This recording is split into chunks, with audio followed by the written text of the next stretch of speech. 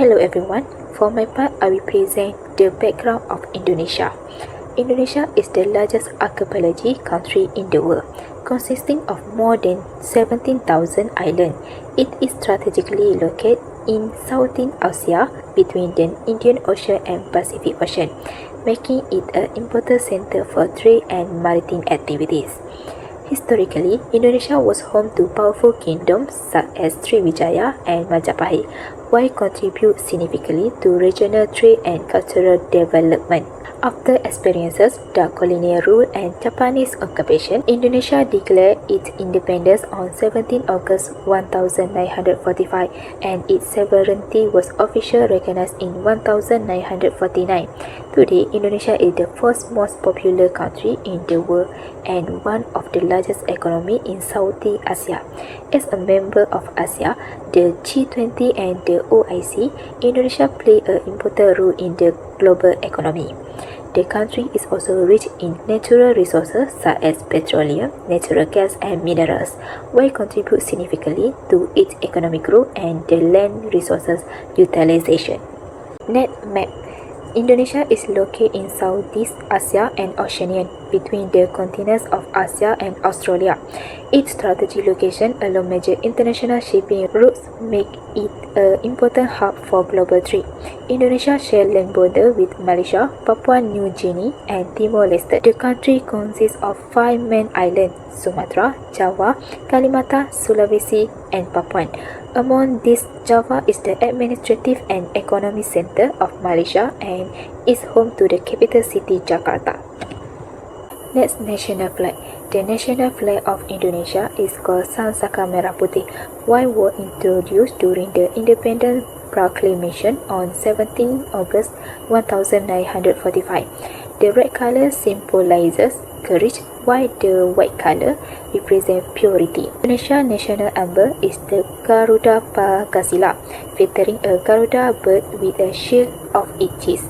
The shield contains 5 symbols that represent the 5 principles of Pancasila, which serve as the foundation of the Indonesian state, emphasizing belief in God, humanity, unity, democracy, and social justice.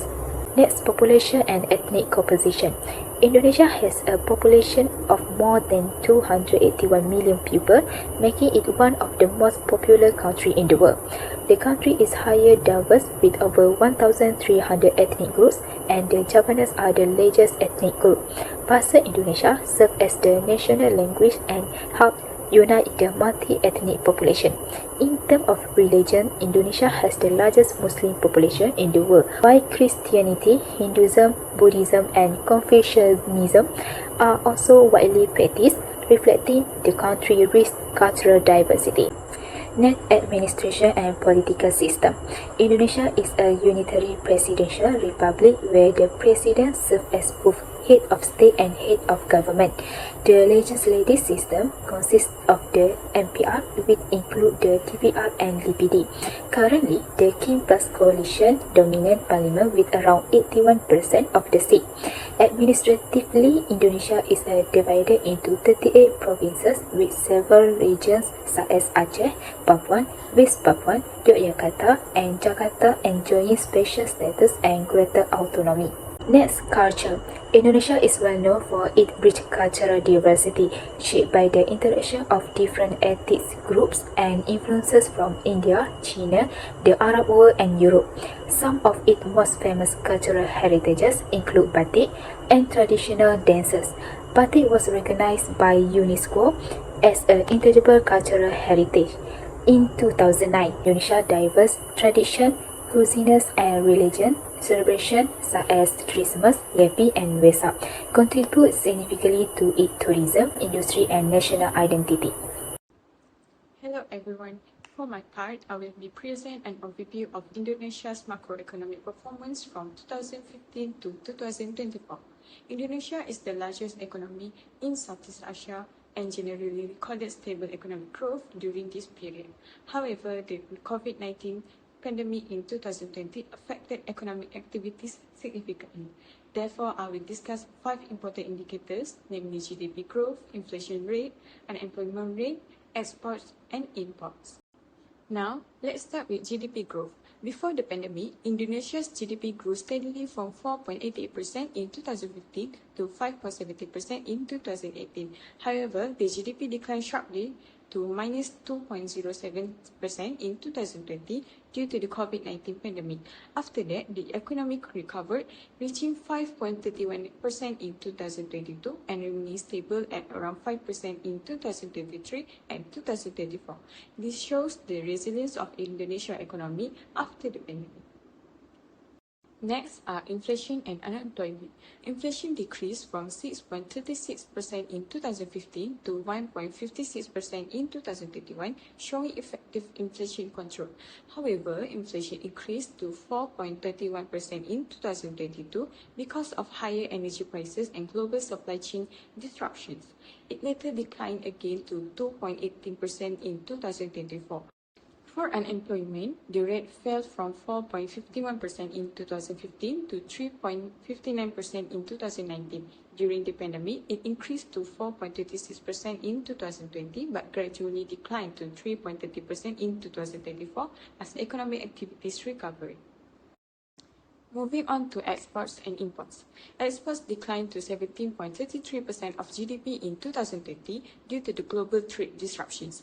However, exports rebounded strongly and reached 24.50% in 2022, supported by high demand for commodities such as palm oil, coal, and nickel. Imports show a similar trend, declining to 15.64% in 2020 before recovering to 20.39% in 2024. Overall, the recovery of exports and imports reflects stronger international trade activities. In conclusion, Indonesia experienced economic challenges during the COVID-19 pandemic, particularly in 2022. However, the country successfully recovered through stable GDP growth, lower unemployment, controlled inflation, and stronger trade performance. Overall, Indonesia demonstrated strong macroeconomic resilience during the period of 2015 to 2024. Thank you.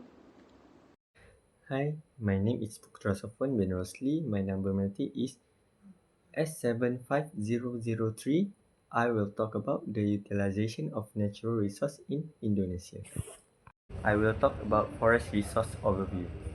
Indonesia holds vast forest wealth, covering approximately 133.7 million hectares of state forest with nearly 70% of the country's total land area. They have limited production forest of 22.4 million hectares, permanent production forest 17.7 million hectares, and the rest is for conservation and protected forests. Despite this abundance, governance challenges persist. An estimated 26 to 39 million, an estimated 26 to 39% of total timber production is attributed to illegal logging, threatening both ecological sustainability and economic integrity. Effective management of this resource is critical to Indonesia's long-term environmental and economic future.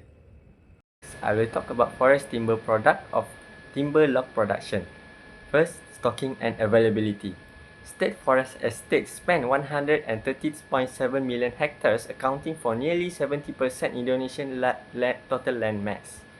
Commercial timber extraction is legally limited to two zones only: limited production forest 22.4 million hectares and permanent production forest 17.7 million hectares.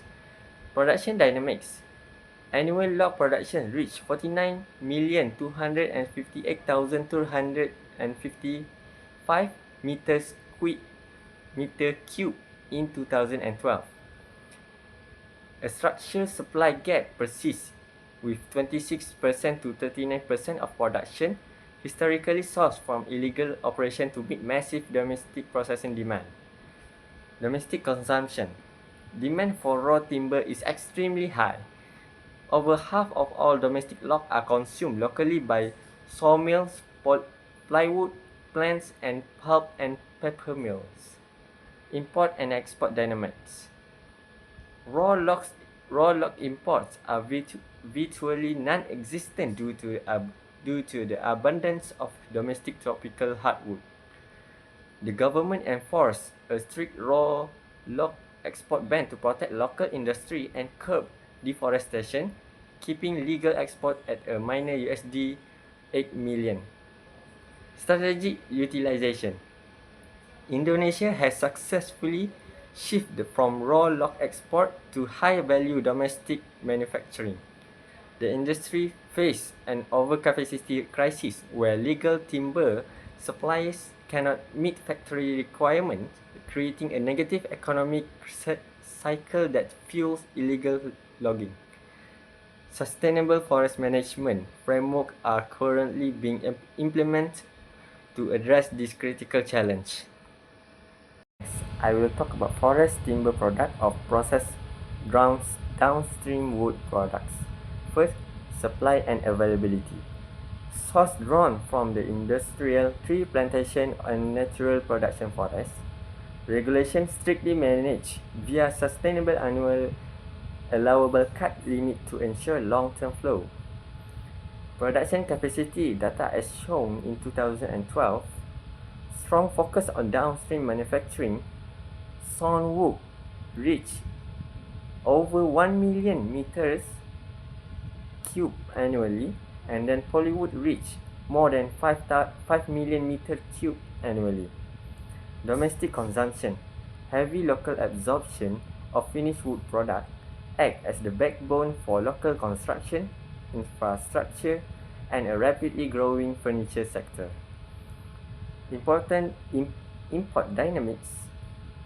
Total value 3.42 billion USD in processed wood products. Main driver is specialized in pulp and paper to cover raw material deficits.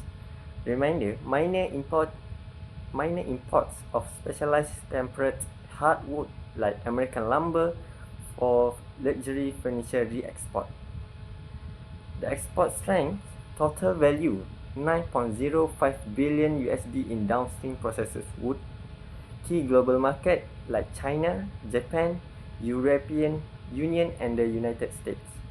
The strategic utilization value chain shift successfully transitioned from exporting raw tropical log to high-value processed goods. Economic impact is retaining manufacturing wealth domestically and drive broader economic development.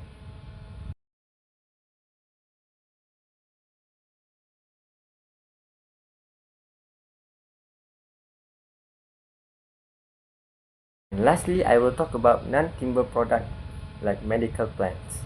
Firstly, biodiversity and resources. Natural pharmacy, over 2,000 documented plant species used in formal and traditional medicines. Significance, a vital subsector of non-timber forest product. Production scale in 2012 data shown that commercial staples, strong growth in ginger, turmeric and Java turmeric. Key volume in 2012 is ginger.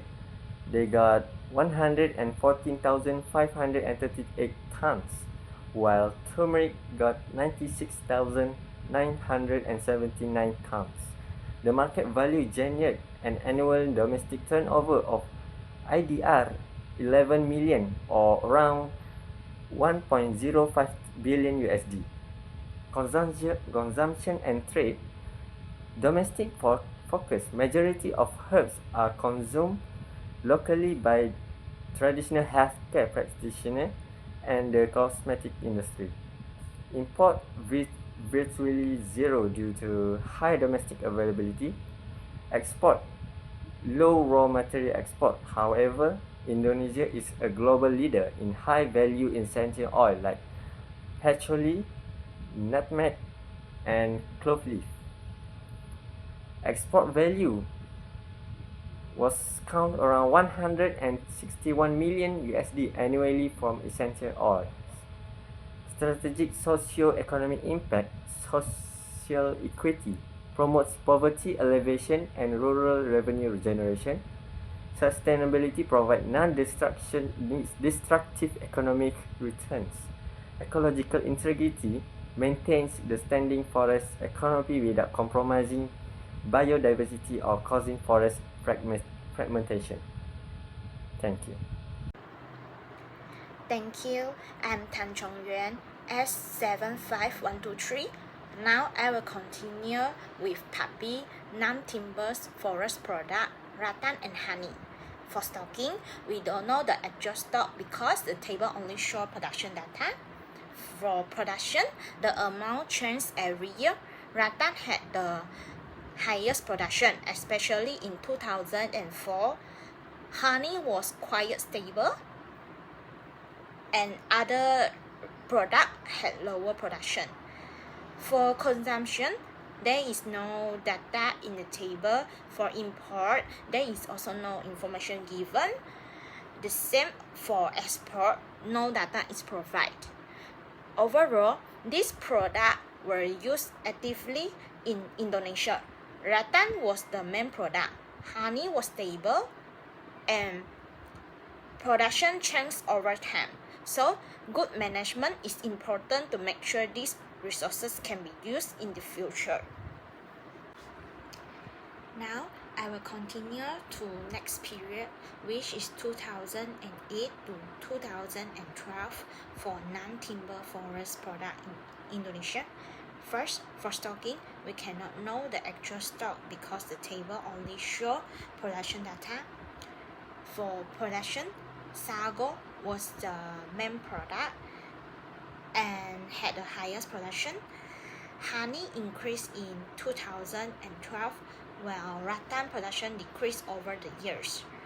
For consumption, there is no data provided. For import and export, also no data is provided.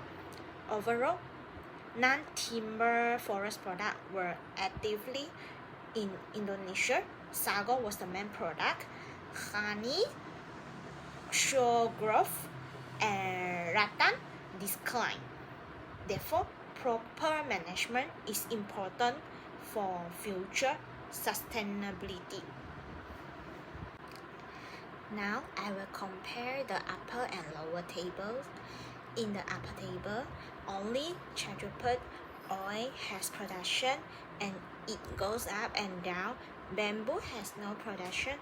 In the lower table, bamboo production increased a lot in the later years. Charcoal oil still goes up and down. Overall, upper table show no bamboo production, while lower table show bamboo increase a lot. So, bamboo become more important in the later years, but charcoal oil is still unstable. Now, I will continue with part forest service. Forest service means benefit provided by forests, such as carbon storage, water regulation, and soil protection. Now, I will start with part A, which is carbon sequestration and storage. For stocking, Central Kalimantan has the highest carbon stock, followed by Central Sulawesi. For production, Central Kalimantan has the highest carbon sequestration and economic value. East Java also contributes. For consumption, there is no data because it is not a physical product. For import and export, there is no information. Overall, forests store a large amount of carbon, especially in Central Kalimantan. So, forests are very important for climate protection. Now, I will continue with part B, hydrological regulation.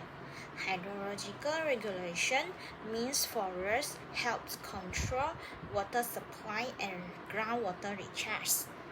For stocking, Central Sulawesi has the highest water recharge, followed by Central Kalimantan. For production, Central Sulawesi has the highest economic value of water regulation. Central Kalimantan and East Java also contribute. For consumption, there is no data because it is not a physical product. For import and export, there is no information. Overall, forests help maintain water supply and groundwater. Central Sulawesi is the most important area, so forest protection is very important. I will continue with part C, soil conservation. Soil conservation means forests help reduce soil erosions and keep soil nutrients. For stocking, Central Kalimantan has the highest soil erosion prevention, followed by Central Sulawesi. For production, Central Sulawesi has the highest economic value and the highest nutrient loss prevented. Central Kalimantan also contributes. For consumption, there is no data because it is not a physical product.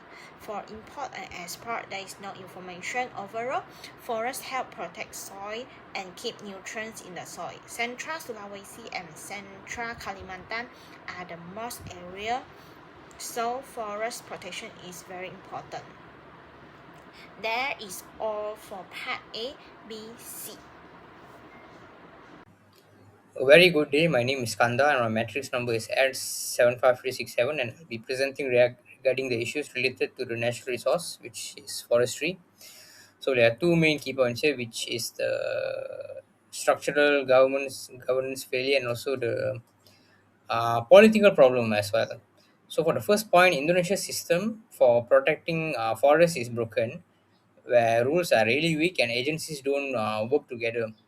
So this allows enforcement to fail.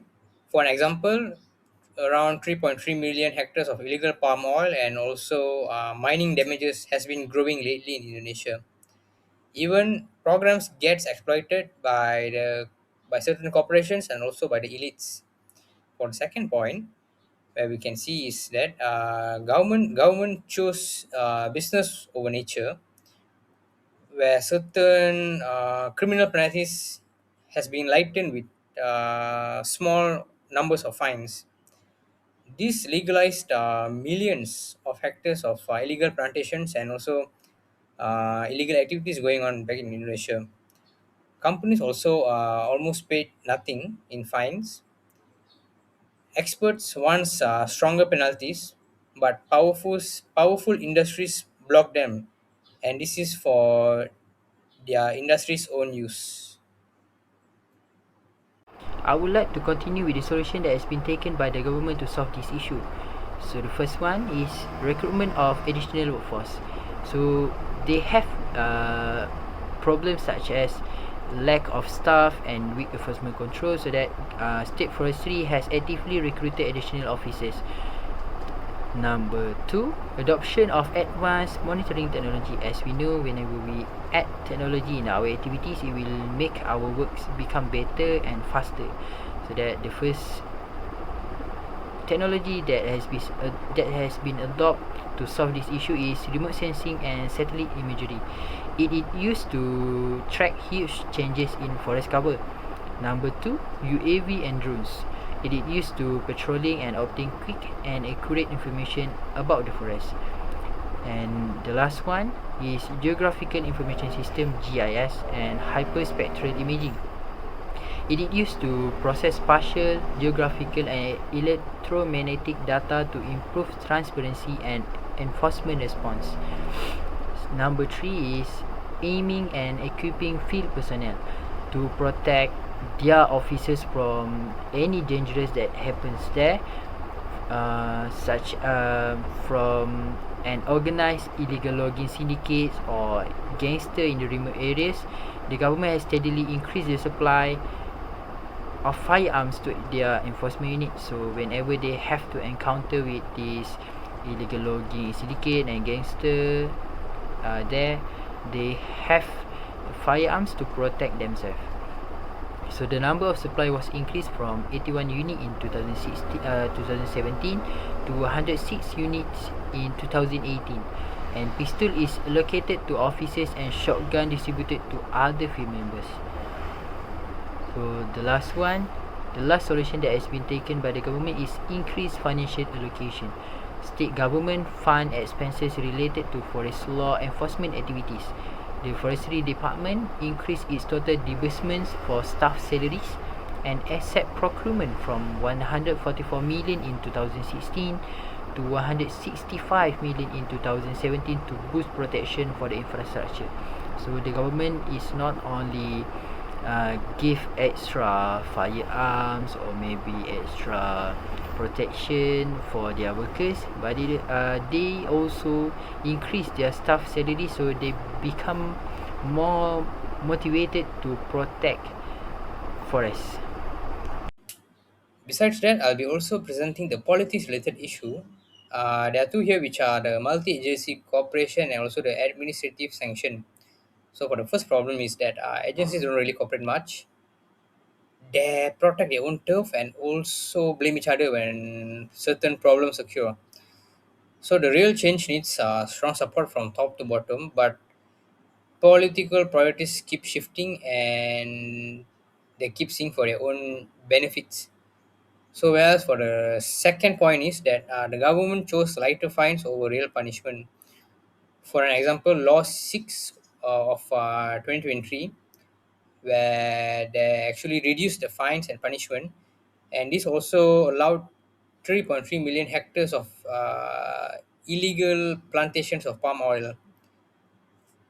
Besides that, 49 companies were fined a subtotal of 175.5 billion dollars, which are far too little for the damage caused back in Indonesia. Hi everyone, my name is Brian and now I will present the part for sustained forest management. So basically, sustained forest management is a dynamic concept aimed to maintain and enhancing the economic, social and environmental values for all forest types of present and future generation. Basically, the core benefit is to support livelihood, provide clean air and water, conserve biodiversity and help combat climate change. Now for importance of forest to Indonesia. So the first important is economic contribution. The forestry sectors contribute 3% of Indonesian national GDP.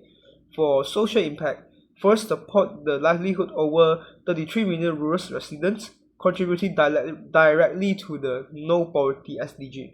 For Indonesia progress, Indonesia has achieved a 35% reduction in deforestation through strong monitoring, peatland protection and restoration.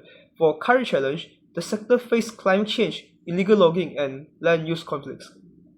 So now for sustainability method, the first method is restoration, a commitment to 12 million hectares of degraded land to restore habitats for endangered species. For second one is climate actions, improving land use aim to reduce national emission by 31.9% by 2030. This action has achieved SDG 30, which is climate action. The fourth one is community empowerment, development of non-timber forest products such as honey, rattan, medical plants, provide income without damaging the forest integrity. Now for benefit across sector. First one is environmental. Stabilization of water cycle, prevention of soil erosions, and enhanced carbon saturation. Second one is social, which is job creations, increased human capital skills, and stronger cultural heritage preservation. For third one is economics. Timber products such as log, firewoods make up 79% of forest industry supply, and non-timber products and forestry service account for 90% and 2% respectively. For strategy shift, Indonesia have moved from exporting raw logs to produce high-value goods like plywood, furniture, plum, and papers. For global reach, key export markets include China, Japan, the US, and EU, and South Korea. So I would like to continue on my part on total economic value in sustainable forest management frameworks. To truly manage Indonesia's forests sustainably, we have to look beyond raw GDP metrics. This is where the framework of total economic value comes in. TV provides a structured way to look at the forest as a whole, categorizing both its visible market products and its hidden ecological benefits. By mapping out these values clearly, We can find better ways to improve sustainable forest management practices. So as we know, TEV consists of use value and non-use value. Under use value, there is actual value which are categorized into direct use value and indirect use value. And however, for non-use value, it is categorized into because value and existence value. So let's move on to TEV context in Indonesia. In the context of direct use value, there is conservative use, which in Indonesia consists of timber species like meranti and teak, and also non-timber forest products like rattan, buah honey, and traditional medicinal use plants. In the context of indirect use value, the volcanic mountain forests of Java and Sumatra act as watersheds that prevent catastrophic flash floods and landslides. Next, for option value, as a mega-diverse nation, tropical rainforests hold massive option value, particularly in unexplored canopy biomes. And for non-use value, there's because value context and existence value context. In the context of because value, Indonesia is strongly tied to masyarakat adat. And lastly, in the existence value context, it is stimulated by the global drive to protect critically endangered species such as Java rhinoceros and unique botanical wonders like Rafflesia arnoldi. Lastly, let's look into strategic recommendations for Indonesia regarding SFM. First is internalizing ecosystem values. The government should transition towards green GDP to actively account for the loss of hidden ecological benefits. Next, it's monetizing indirect use value. To fix market failure due to lack of direct markets of indirect use value, Indonesia needs to expand green financing mechanisms, including international carbon trading platforms and payment for ecosystem services frameworks. And next is empowering local communities and diversifying social forestry. Government incentives should be redirected towards supporting community-based forest enterprises, sustainable ecotourism, and the harvesting of NTFPS like medicinal plants and local foods. And lastly is securing future options. Government can do this by enforcing strict postponement on primary forest logging and expanding protected conservation zones, and government also should eliminate regional technologies gap by investing in advanced tools like satellite remote sensing, GIS mapping, and drones. Next, I'll present the summary of our report. Indonesia has abundant and diverse forest resources that play an important role in supporting economic development, environmental sustainability, and community well-being. Forest resources can be divided into three main categories, which is timber products, non-timber forest products, and ecosystem services. These resources contribute to exports, employment, and industrial growth while also providing environmental and benefits such as carbon sequestration, biodiversity conservation, and climate regulation. Despite the significant contribution of the forestry sector, Indonesia still faces challenges such as weak governance, illegal logging, forest encroachment, and environmental degradation. To overcome these issues, the government has strengthened forest management by recruiting more forestry personnel, adopting technologies such as satellite imagery, drones, and GIS, improving enforcement, and increasing financial support for forest protection. In conclusion, Indonesia has made significant progress in utilizing and managing its forest resources to support national economic growth and sustainable development. The government has introduced various initiatives to strengthen forest governance, including better enforcement, technological innovation, and increased investment in forest management. However, several challenges still remain, such as governance weaknesses, illegal logging, political influence, and increasing pressure from economic activities. Therefore, sustainable forest management requires strong governance, effective law enforcement, technological innovation, and collaboration among the government, local communities, private sectors, and other stakeholders. By maintaining a balance between economic development and environmental conservation, Indonesia can ensure that its forest resources continue to benefit both present and future generations. Based on the experiences of other countries, we propose 5 recommendations for Indonesia. First, Indonesia can strengthen its forest certification system by adopting Finland's approach to improve sustainable forest management and increase international market confidence. Second, Indonesia can expand the payment for ecosystem services program similar to Costa Rica by providing financial incentive to landowners and local communities who conserve forests. Third, Indonesia should strengthen community-based forest management following Nepal's successful model to empower local communities and improve forest conservation. Fourth, Indonesia should continue investing in advanced monitoring technologies such as satellite imagery, drones, and GIS similar to Canada to improve monitoring efficiency and reduce illegal logging. Finally, Indonesia should strengthen legal enforcement and governance by adopting Sweden's approach through stronger legal frameworks, greater transparency, and stricter enforcement against forest-related offenses. Overall, learning from these international best practices can help Indonesia achieve more effective, sustainable, and inclusive forest management.